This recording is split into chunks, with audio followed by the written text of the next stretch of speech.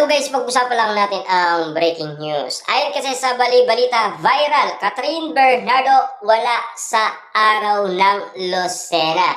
Anong nangyari, Catherine Bernardo? Ayon kasi sa balita. At lalong-lalo na, duda umano ang mga netizens, lalong-lalo na ang mga Dilulu fans. Nag-iisip na naman sila na baka may kaguluhan nangyayari sa relasyon Mayor Mark Alcala at Catherine Bernardo. Na alam niyo naman siguro, usap-usapan noon na tila nagkakalabuan na daw ang nasabing relasyon ni Mayor Mark Alcala at Catherine Bernardo. Na alam niyo naman siguro, maraming umaasa sa mga ayuda moment ni Catherine Bernardo at Mayor Mark Alcala. Kasi bitin na bitin sila.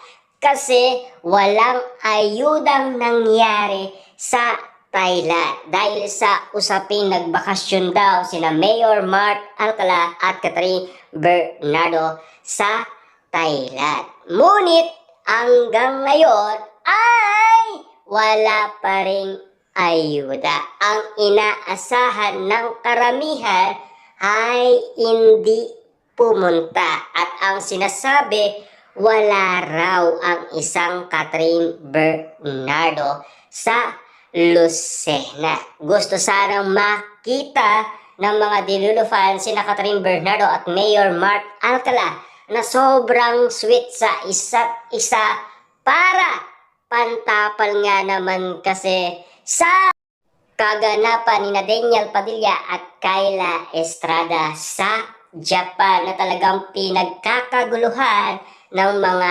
OFW. Yan kasi ang ibig sabihin ng balibalita kung bakit nga naman kasi pinagkakaguluhan at pinagpipestaan ng karamihan kung bakit wala ang isang Catherine Bernardo sa Lucena.